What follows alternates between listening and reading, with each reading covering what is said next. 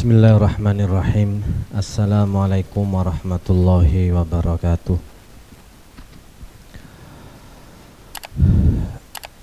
Alhamdulillah hamdan katsiran thayyiban mubarakan fi kama yuhibbu rabbuna wa yarda. Asyhadu an la ilaha illallah wahdahu la syarikalah wa asyhadu anna Muhammadan abduhu wa rasuluh. Ya ayyuhalladzina amanu taqullaha haqqa tuqatih wa la tamutunna illa wa antum muslimun.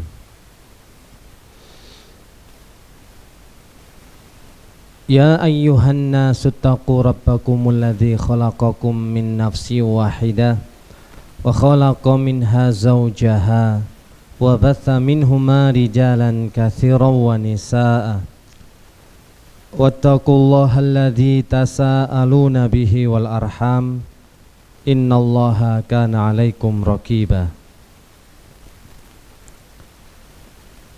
Ya ayyuhalladzina amanu taqullaha wa qulu qawlan sadida yuslih lakum a'malakum wa yaghfir lakum dhunubakum wa may yuti'illaha wa rasulahu faqad faza fawzan 'azima. Ikhwani fillah rahimani wa rahimakumullah.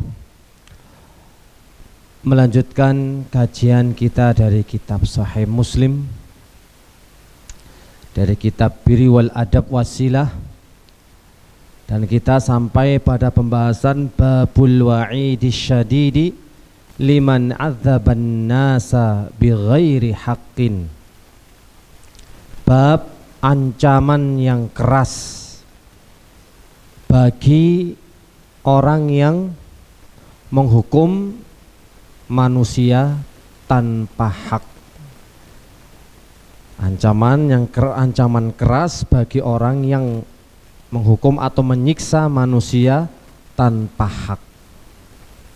Maksudnya tema dari hadis yang dibawakan oleh Imam Muslim menjelaskan tentang terlarangnya ketika seseorang memberikan hukuman kepada orang lain secara melampaui batas. Bukan kok nggak boleh menghukum, nggak boleh mengiqab ataupun mengazab, tapi disuruh berhati-hati jangan sampai melampaui batas. Ada orang salah, ada orang keliru, memang mereka berhak mendapatkan hukuman. Tapi jikalau hukuman itu melampaui batas, melebihi dari tingkat kesalahannya, maka kelak dia akan mendapatkan siksa dari Allah Subhanahu wa ta'ala. Maka di akhir hadisnya menyatakan innallaha yu'adzibul ladzina yu'adzibuna fid dunya. Maka sesungguhnya Allah akan menyiksa orang-orang yang menyiksa orang lain di dunia. Kita bacakan hadisnya. Haddatsana Abu Bakr bin Abi Syaibah, haddatsana Hafs bin Ghiyath an Hisham bin Urwah. Hisham bin Urwata an abihi an Hisham bin Hakim bin Hizam qol. Dari sahabatnya Hakim bin Hizam. Marra bisyami ala unasin wa qad uqimu fi syamsi wa subba ala ru'usihim az-zait faqala ma hadha qila yu'adzabun fil kharat faqala amma inni sami'tu Rasulullah sallallahu alaihi wasallam innallaha yu'adzibul ladzina yu'adzibuna fid dunya. Hakim bin Hizam bercerita, marra bisam ala unasin, aku pernah melewati manusia di negeri Syam. Saben lewat ada beberapa orang di Syam. Wa qad uqimu fi syamsi, mereka sedang dijemur di bawah terik matahari. Wasubba ala ru'usihim az-zaitu. Sedangkan kepala mereka itu dituangi dengan minyak. Kepala mereka dituangi minyak, diolesi minyak. Sudah panas, minyak dioleskan di kepala, ini akan menambah sangat panas. Luar biasa dahsyat panasnya. Lalu faqala Hisham bertanya, Hisham bin Hakim, Hakim bin Hizam ini bertanya, ma hadza, ada apa orang-orang seperti ini? Kenapa mereka disiksa, dihukum, dijemur, diterik matahari, dan bahkan kepalanya diolesi dengan minyak yang tambah memperparah panasnya? Qila yu'adzabuna fil kharraj. Mereka itu disiksa, dihukum karena masalah pajak. Mereka enggak mau bayar pajak. Hisham melanjutkan, amma inni sami'tu Rasulullah sallallahu alaihi wasallam, sedangkan aku telah mendengar dari Rasulullah alaihi salatu wasallam telah berkata, sesungguhnya Allah akan menyiksa orang-orang yang menyiksa orang lain di dunia. Ini dalam satu riwayat. Riwayat pertama ini ketika Hisham bin Hakim bin Hizam melakukan perjalanan di kota Syam. Dia dapati ada beberapa orang memang ditaruh, dijemur di matahari di sawah, di pesawahan itu ya, para petani dalam satu riwayat nanti. Tambah diolesi minyak. Ini siksaan yang sangat parah loh ya. Dan ternyata ditanyakan kenapa mereka disiksa, karena mereka enggak bayar pajak. Sedangkan Hisham bin Hakim mengetahui hadis Nabi, hal ini enggak boleh, terlalu berlebihan, tidak sepadan, tidak sepantasnya orang yang cuma enggak bisa bayar upeti kemudian siksanya sedemikian rupa. Ini enggak sesuai. Nanti kan sering kalau kita itu mendapati orang salah lalu balasnya melebihi batas. Ini yang dilarang. Atau melihat anak salah, istri salah, karyawan salah, keliru. Memang mereka berhak mendapatkan hukuman, tapi jangan sampai melampaui batas. Hadis yang kedua tetap di riwayat Muslim, ada 3 hadis. Sama dari sahabat Hisham bin Hakim bin Hizam, annahu marra bisyam ala unasin minal ambat wa qad uqimu fi syamsi wa suba ala rusihim az-zaitu faqala ma hadza qila yu'adzabuna fil kharrat wa fi riwayatin khusibu fil jizyah. Asyhadu la sami'tu Rasulullah alaihi salatu wassalam innallaha yu'adzibuna alladziina yu'adzibuna an-nas fid dunya fadakhala 'alal amir fahaddatsahu fa'amara bihim fakhullu. Pernah melewati beberapa orang petani, nah ini riwayat yang lainnya petani ya, dijemur diterik matahari di Syam, disiramkan minyak di atas kepala mereka. Lalu bertanya, kenapa mereka dihukum? Karena mereka tidak membayar upeti, jizyah, tidak bayar upeti. Mereka nggak bayar pajak, nggak bayar upeti. Lalu Hisham pun mengatakan, asyhadu, aku bersaksi, sesungguhnya aku telah mendengar dari Rasulullah Shallallahu Alaihi Wasallam, sesungguhnya Allah akan menyiksa orang-orang yang menyiksa orang lain di dunia. Kemudian Hisham menghadap kepada Amirul Mukmin, kepada pemerintahnya, kepada penguasanya. Hisham memerintahkan kepada penguasa itu agar mereka dilepaskan dan dibebaskan. Jadi Pak, tolong, aku mendengar hadisnya Nabi seperti ini.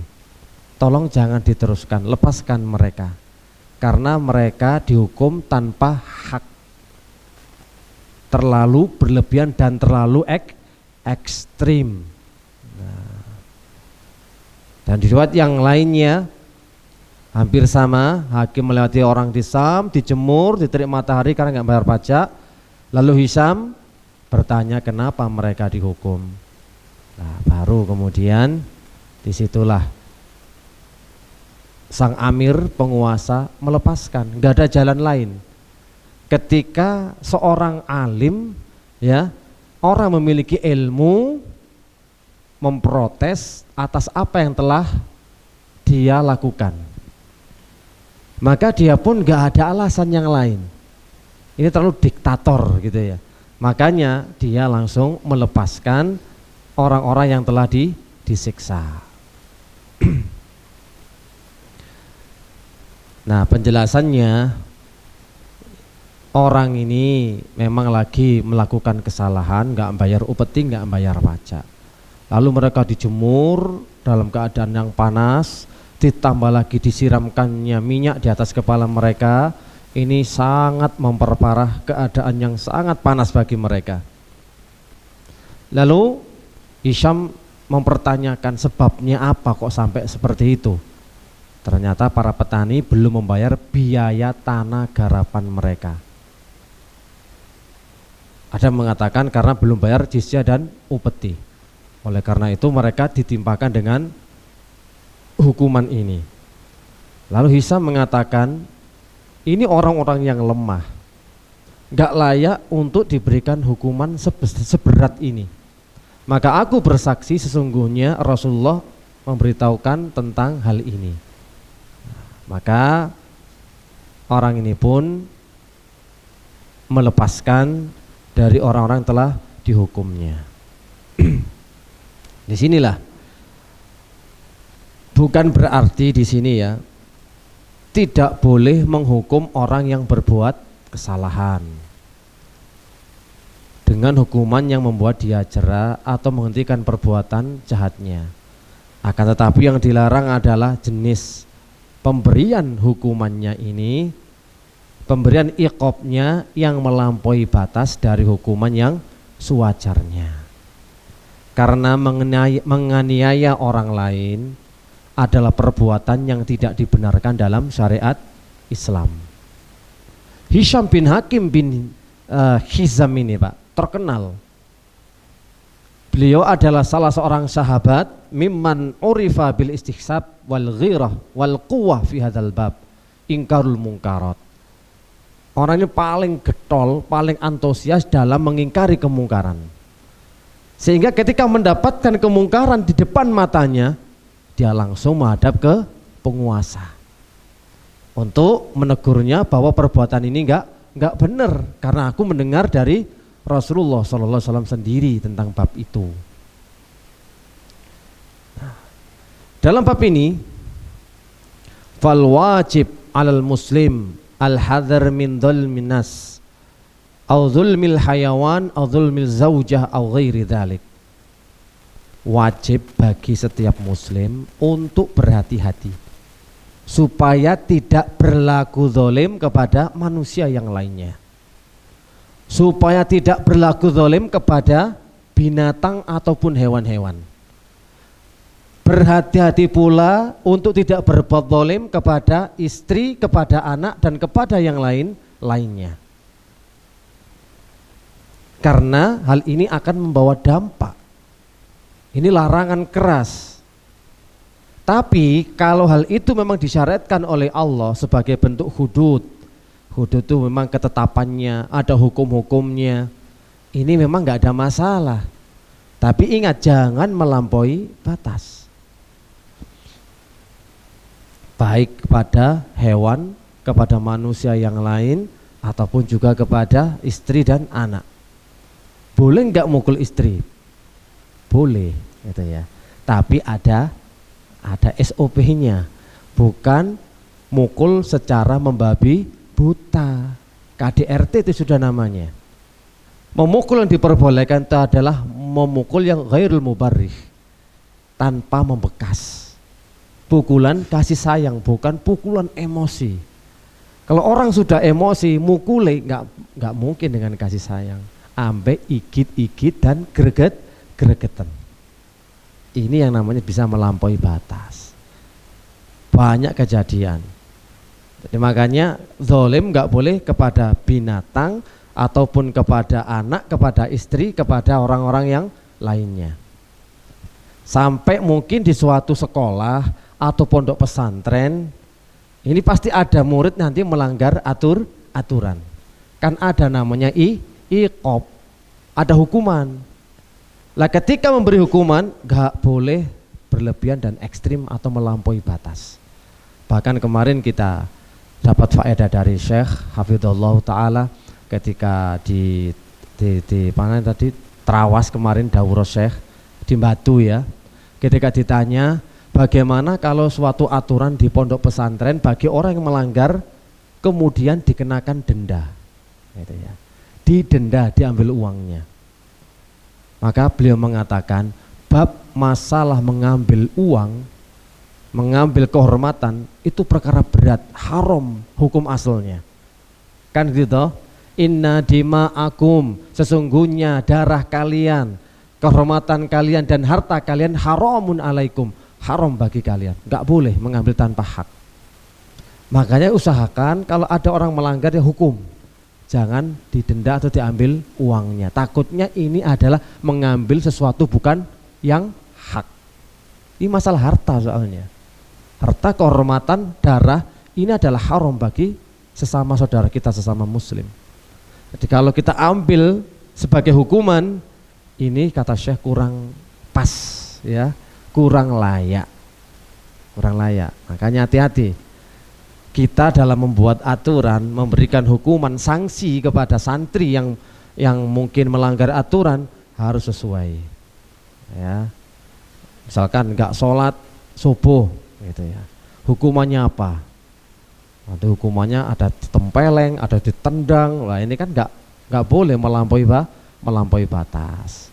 Digundul. Nah, ada dulu itu kan ya, digundul. Biar ketahuan. Oh, ini adalah santri yang suka ngelanggar aturan. Ya. Kenapa? Ya, macam-macam kan, bentuk sanksi hukumannya macam-macam. Ada yang digondol, ada yang suruh membersihkan kamar mandi atau yang lainnya. Yang penting jangan sampai melampaui batas. Anak salah, mungkin pulang agak telat sedikit lah, anak sekolah. Kemudian ya main ke rumah temen, ya, telat sedikit langsung dihajar. Ya, mentang-mentang dia seorang apa Pak ya? Seorang perwira biasanya harus siap gitu toh. Anaknya kalau ditanya harus bilang siap. Dari mana anak? Siap Pak. Dari temen. Oke. Izin dari temen. Wah, ini sudah kebiasaan ya. Kalau hukumannya melampaui batas itu wah, berat di sisi Allah. Justru dia akan mendapatkan hukuman siksa dari Allah Subhanahu wa ta'ala.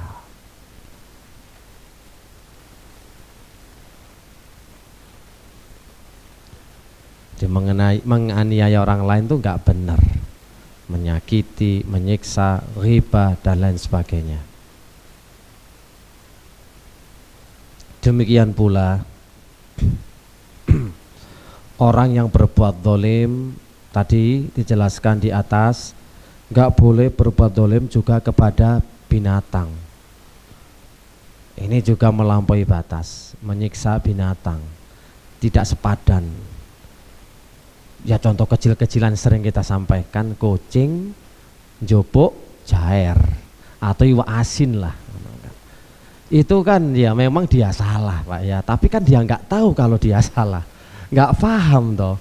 Makanya kelihatan kalau ada jair, ada ikan asin, ada ikan atau kerupuk ya diambil. Nah Anda memberikan hukumannya melebihi batas. Kucing ini diambil, diikat, nah, kemudian didelep-delep nonang banyu, dilep-lep, maka kapok tagak gue ya, terang ini mengeong, ngeong, udah Pak. Saeno kucingnya Pak. Kucing kan musuh banyu toh Pak, gak wani banyu, gak wani adus. Sudah tahu gitu, tambah dicelup nang banyu, ngetutur Pak, ngetutur, katuen. Nah ini Anda melampaui batas. Hanya dengan seekor ikan asin atau ikan mujair tapi membahayakan nyawa kucing. Bahaya itu nyawanya, Pak. Itu bisa jantung lemah, kaget, shock dan lain sebagainya melihat perbuatan Anda. Itu bagaimana nanti kenyataannya di akhirat. Ini gara-gara kita terlalu melampaui batas. Itu kalau dileb-leb. Ono sing diserampang jari bapak ya mau. Diinting-inting tenanan loh, Pak. Kucing ndas ireng apa ndas apa iki ya. Diinting-inting, dititeni pokoke. Loh liwat langsung wis nggawa klompen nih, Pak. Kadang nggawa gempiak, sing lebih sadis nggawa paving. Nah wis to. Nek gak kena ndase gak lega. Nah, iki juga termasuk larangan berbuat zalim kepada binatang. Oke, dia salah memang. Mengambil tanpa izin. Gosop campur nyuri gitu, Pak. Kucing ini. Dan dia nggak tahu belajar hukum syariat soalnya. Tapi kita harusnya yang ngerti toh, yang paham, memaklumi. Ya wis lah. Sekali dimaklumi. Iki dijarno Ustaz langganan member kucing iki. Member nyolong jair. Wis Pak, pokoknya sementing ya apa carane jangan sampai menghukum binatang melebihi batas.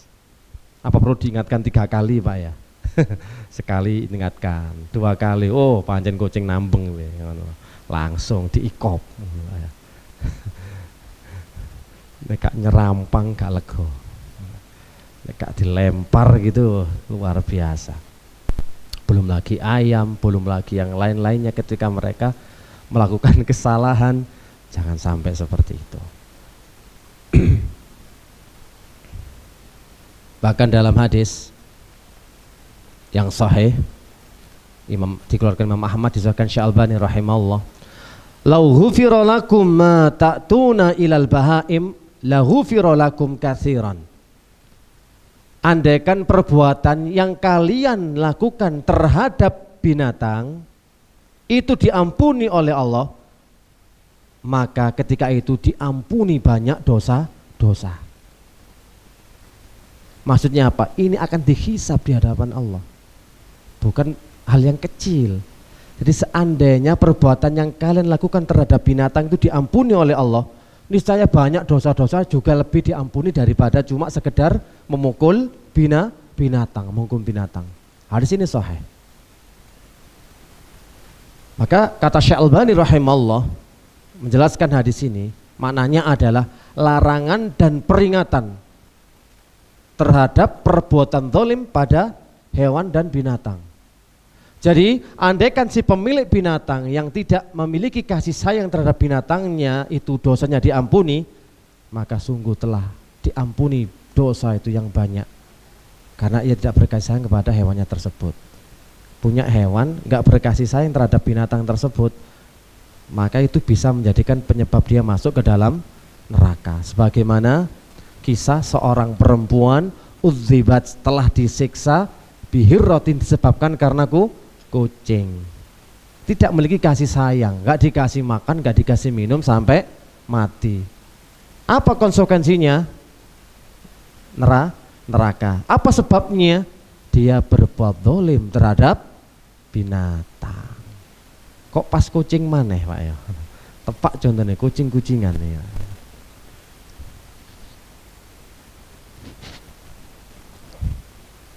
Punya burung ya gitu, Pak. Awas, burung itu kadang-kadang burungnya diperkosa, Pak. Masih diperkosa, ya opo carane munine benter.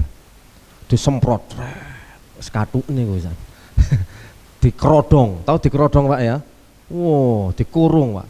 Dijemur, pokoknya ono waktu-waktune jam tertentu. Kapan disemprot, kapan dijemur, kapan dikerodong. Peteng loh, Pak, tambah sampean gelapi. Asine pas muni ku bongok-bongok tolong-tolong, kita nggak tahu bahasanya loh ya. Ojo iku tolong-tolong, ndang bukaan gitu loh ya. Lah sampai tambah seneng, weh, men iki ngoceh ngono. Lah sing pengalaman burung ngerti iki, Pak. Asli. Jadi yang ngerti burung itu biasanya gitu. Pagi, wah langsung dikecaringno iki, Pak. Sret, ambil semprot. Sudah dikerodong. Dibuka, dipakani, kerodong maneh. Nanti nek pas wae disanggong, wah wae manggung, cek gak karu-karuan. Gitu loh ya. Nah, burung itu ya sambat gak sambat jenengan mboten semerap. Nek nangis yo gak metu luwe ya. Nggak ngerti kita. Ternyata hal itu bisa jadi menyiksa atau mendolimi binatang gitu. Harus punya kasih sayang. Man la yarham la yurham. Barang siapa tidak penyayang, ia pun tidak akan mendapat kasih sayang.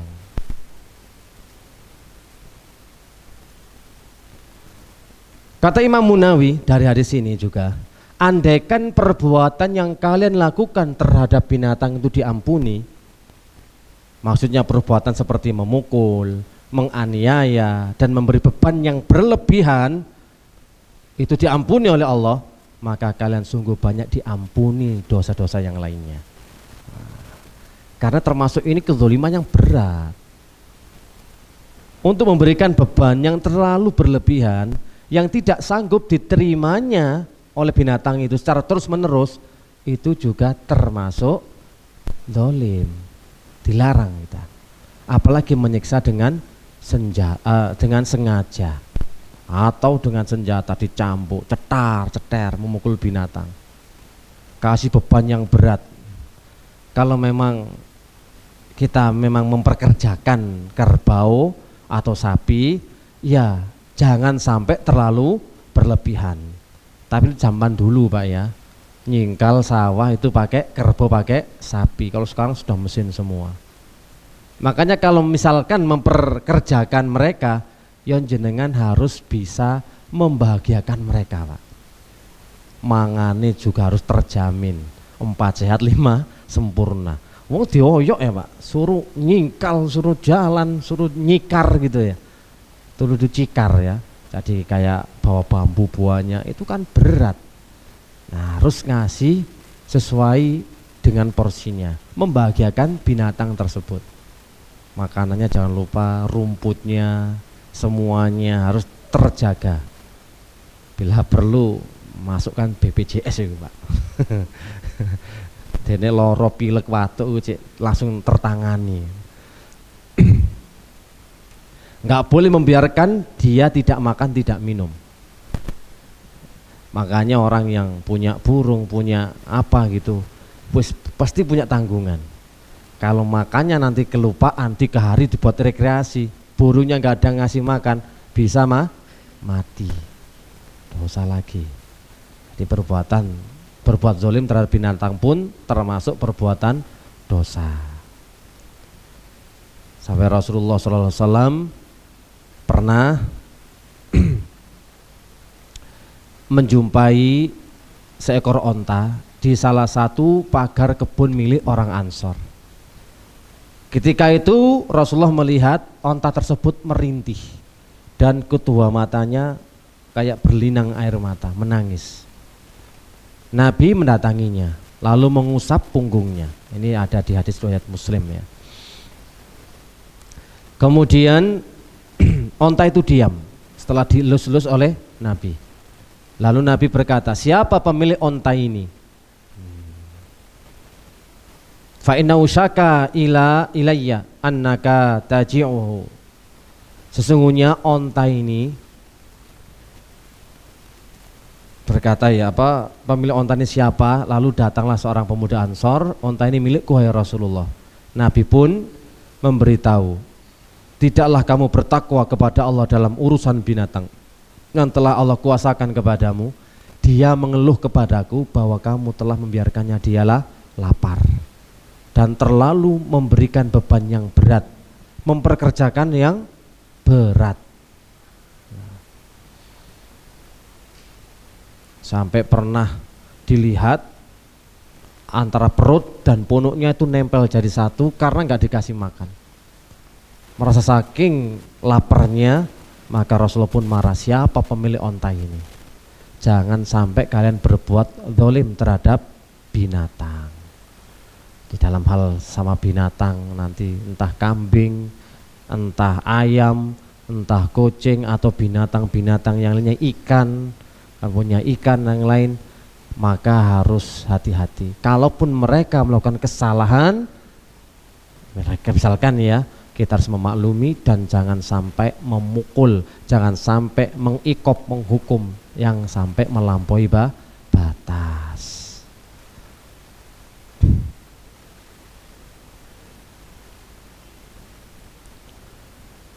Apalagi dalam membalas kejahatan orang lain.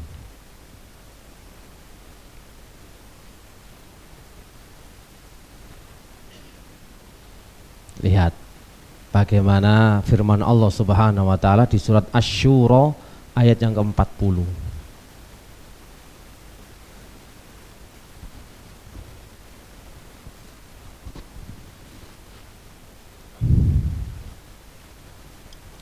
Allah berfirman, wa jazaa'u sayyi'atin sayyi'atum mithluha faman 'afa wa aslaha fa ajruhu 'ala Allah innahu la yuhibbudz zalimin.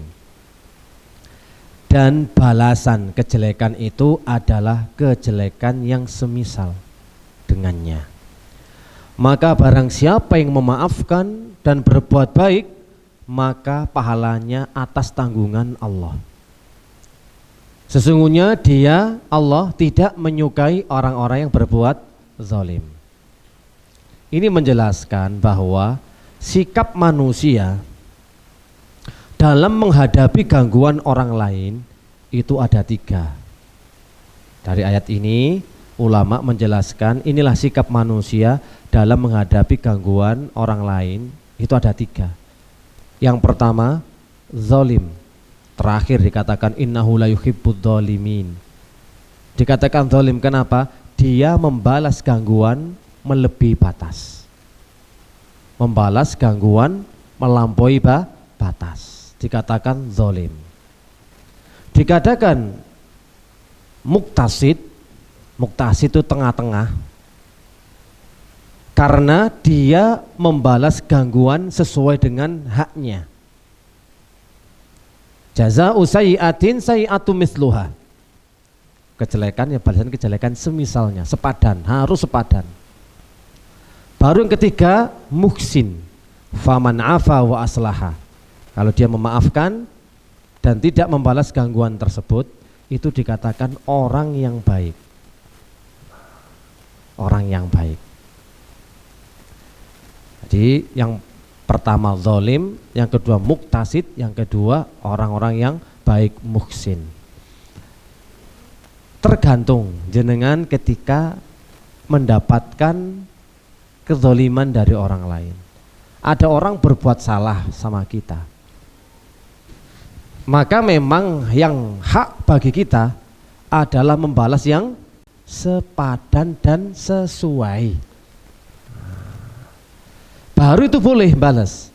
Tapi kalau nanti ada orang berbuat dolim sama kita nih, kita didolimi, lalu kita hak untuk membalas, dan membalasnya kita berlebihan, ekstrim dan melampaui batas, maka posisinya ganti, kita yang jadi orang dolim, kita banyak dosa akhirnya. Makanya kalau balas gak boleh melampaui batas, dilihat jenis kesalahannya. Orang itu salah, misalkan sudah ngaku salah, wis salah nyerempet sepeda sampean, serempet spione tok lho Pak, jeder, mek minggu spione, ora pecah, mek minggu. Balasane opo? Ndase wonge diengono, tawang ngene lho Pak ya. Minggu wonge ditempel gak minggu. Spionku minggu, balasane ndasmu minggu ngono. Iki kan ya wong kejem to Pak. Spione tok sing minggu lho Pak. Tapi balase lho sirahe wonge minggu. Akhirnya minggu-mingguan Pak akhirnya. Balas-balasan padha minggu nih. Wis. Dadi duduk spion tok sing minggu wonge karo melok minggu. Gara-gara pengu-penguan. Ini melebihi batas jenengan ini. Kalau cuma spion sing minggu yo ya spione wonge ngono nek bales minggu ngono ae lho Pak. Kok angel-angel. Tapi gak lega Ustaz. Mau sepion pada sepion. Sungu pada sungu, mutu sungune sampean. Sampai sing mutu sungune wer gitu. Langsung hari nandangi gak karu-karuan. Astagfirullah, inti melampaui batas. Lho pun isak niki. Seket minggu sih sare. Di bab kita tadi adalah larangan untuk membalas ataupun menghukum seseorang yang melampaui batas bighairil haq, tanpa yang hak. Sampai-sampai dijelaskan di surat Asy-Syura, ketika ada orang berbuat salah, berbuat zalim pun kepada kita, kita nggak boleh membalas dengan kezaliman.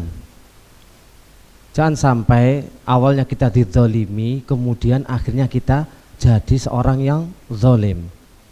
Contoh lagi di suatu kerjasama, mungkin kerjasama yang mungkin ada 5 orang, ada usaha bersama. Ada satu yang curang atau ada satu yang melakukan kesalahan, ya. Maka ya kita harus tegur, kita harus hukum. Tapi jangan sampai ketika kita mengharapkan hak kita, akhirnya kita menghilangkan hak orang lain. Wah, kalau kerjasama seperti ini kita keluarkan saja dia. Ini belum ada perjanjian, belum ada teken kontrak, belum ada matre. Ya kalau dia melakukan kesalahan, ditegur gitu ya, kemudian diperbaiki. Bukan malah ketika salah langsung dikeluarkan dari perserikatan. Ini kan juga zalim. Karena apa? Menghilangkan haknya dia. Di suatu usaha 5 orang, punya sudah banyak anak buah. Dia mungkin salah gitu loh. Nggak bisa langsung dikeluarkan dari perserikatan, apa ini ya namanya, kerjasama ya, kerjasama. Nggak bisa menghilangkan hak itu banyak terjadi. Ini melakukan kesalahan langsung usir, kesalahan keluarkan, nggak diakui, dan banyak lagi hal yang lainnya. Di saat kita memang menghukum itu boleh, tapi jangan sampai melampaui batas. Kalau kita melampaui batas di akhirat, ini yang berat. Karena di akhirat itu Pak, kalau melampaui batas atau menipu atau uang, harta, itu enggak laku sudah di sana. Kalau kita sudah berbuat kesalahan, maka sistem pembayarannya itu adalah kebaikan kita akan diambil kebaikan kita.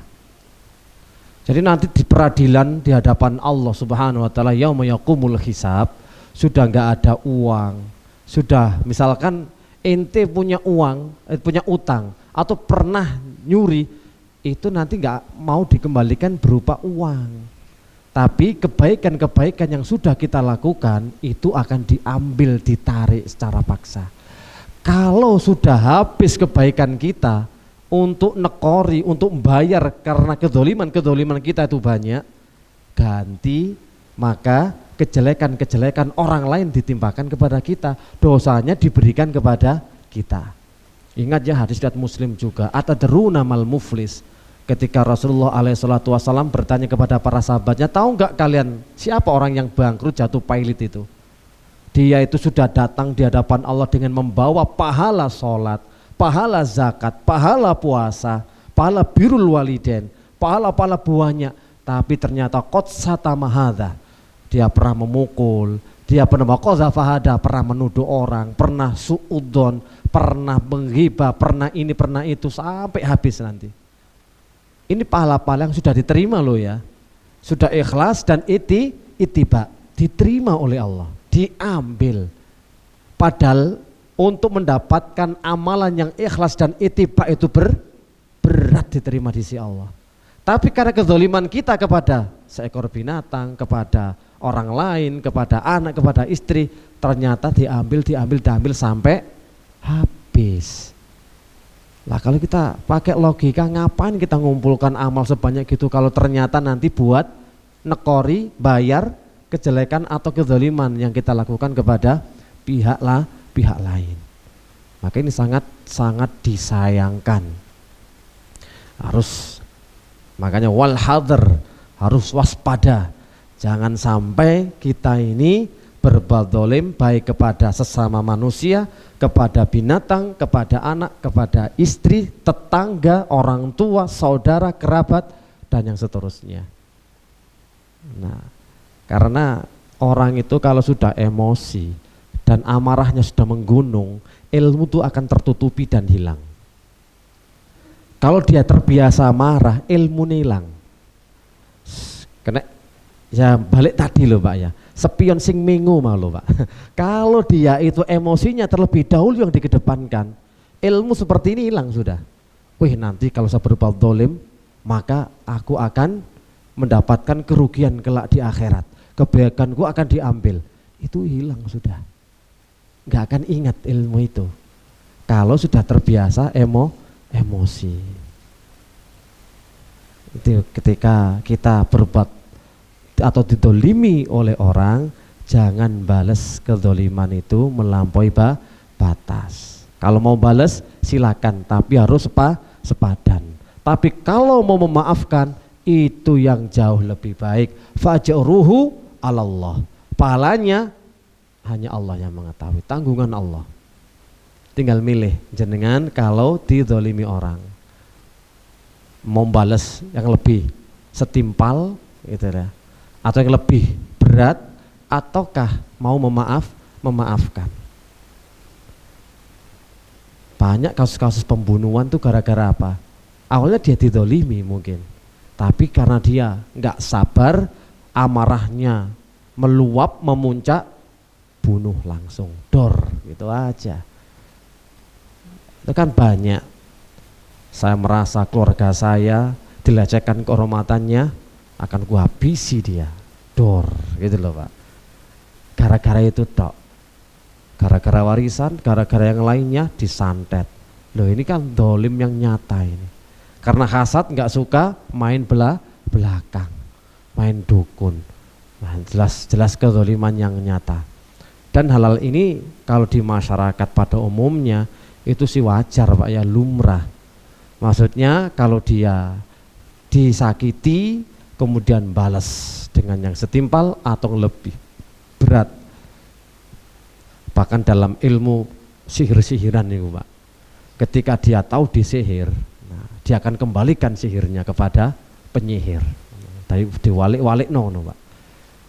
Iki ono ilmune Pak, tapi bukan cara Islam. Kalau dalam Islam nggak ada. Tapi di ilmu perdukunan dan sihir itu ada cara menolak bala ataupun mengembalikan sihir kepada pemiliknya. Nah, sihir itu macam-macam. Nah ini bentuk kezaliman. Lanjenengan kasus banyak cinta ditolak, dukun bertindak. Iki yang dolim loh Pak. Dipaksa kongkon seneng sampean. Atau banyak kasus ada, jadi kasus di Banyuwangi itu Pak ya, orang itu cantik sebenarnya, memang cantik ya, namun ketika orang ini dicintai, dia itu nolak dengan kasar, mau gak arep aku ambek awakmu, gak level kayak gitu Pak. Wih, mangkel bedodok, sudah didolimi toh, dihina, dinyek Pak, dietrek-etrek, mau mangkel, dia balas yang lebih ekstrim. Akhirnya dia dijadikan nggak laku nikah. Jadi koyok paku dekek nang wit ini Pak, dipakuno sudah bentuk jenenge kayak gitu, sudah sampai nanti pun nggak ada orang yang bisa menikahi dia. Proses lamaran, proses khitbah, kemudian lihat seret nggak jadi. Meskipun cantik tapi di wajah orang yang melamar seolah-olah seperti lampir, menakutkan dan menyeramkan. Nah, walaupun cantik, jadi nggak srek, menakutkan, menyeramkan, sing nggak cocok, sing pribadi nih sifatnya, sampai tua akhirnya nggak nikah karena kena kasus sihir seperti ini.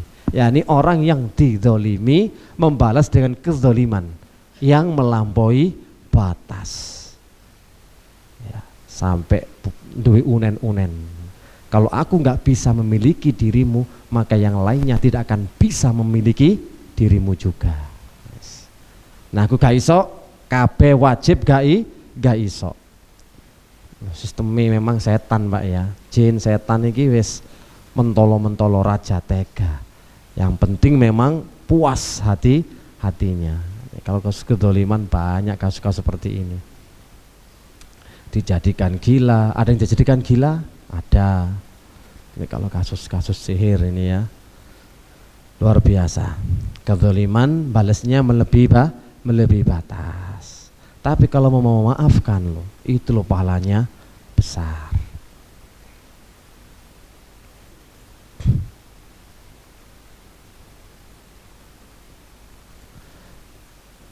Kemudian ketika memberikan iqab juga kepada anak. Nah, ketika kita mempraktekkan hadis dari Rasulullah Shallallahu Alaihi Wasallam, murru auladakum bisolati, wahum abna'u sab'i sinin, wadribuhum 'alaiha, wahum abna' ashri sinin, wa farriqu bainahum fil madaji. Perintahkan anak-anak kalian untuk sholat ketika sudah usianya 7 tahun. Kalau nggak mau, pukullah mereka ketika usianya sudah 10 tahun, nek sik bulet. Dan pisahkanlah tempat tidurnya. Nah, namun kadang-kadang anak sekarang umur 10 sik bulet untuk sholat. Lebih-lebih sholat subuh. Nah, maka perihal memukul anak dalam masalah ini terdapat kaedah-kaedah yang perlu diperhatikan dengan baik. Tidak boleh serampangan, nggak boleh sembarangan.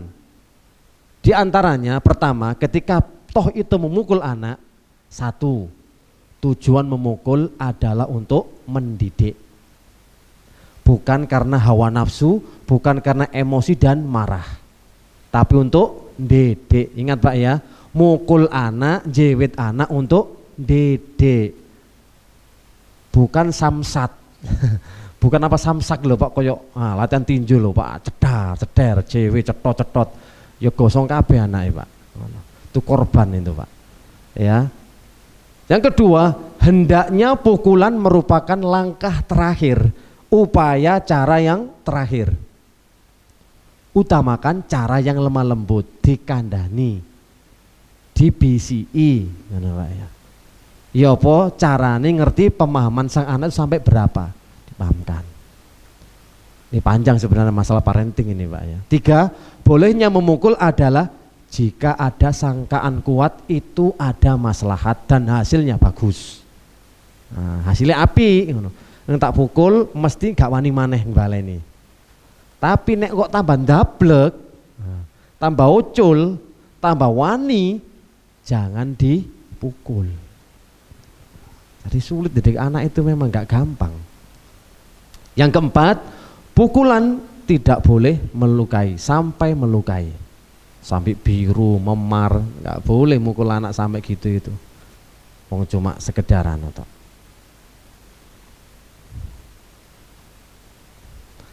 Yang kelima, yang terakhir, tidak boleh memukul anak ketika akal anak kurang sempurna. Seperti ketika emosi, nangis, ya anak kecil kan bahasanya kan gak dituruti nangis toh. Nah, iki biasa. Nangis yo dituruti. Wong tuwa izin, tambah diciwiti meneng enggak. Ngono kae, ambek geget biasa Pak. Meneng ambek mecicil ngono, meneng ngono. Ambek isyarat nyilikno volume, meneng ngono Pak. Lho anak iku asline tambah kena psikologi Pak, niku Pak ngono. Ternyata ibuku kejem ya. Kau kejem ibuku rek, aku digawe ini latihan. Jangan, kalau akalnya kurang sempurna nggak boleh terus dipukul sampai dia nangis. Kalau dia nangis ya wis anak cilik nangis ya apa carane? Ojo diceplesi ya. Ayo ndang meneng. Ayo meneng. Tambah gak meneng. Wong nangis tambah dicetoti ambek diceplesi.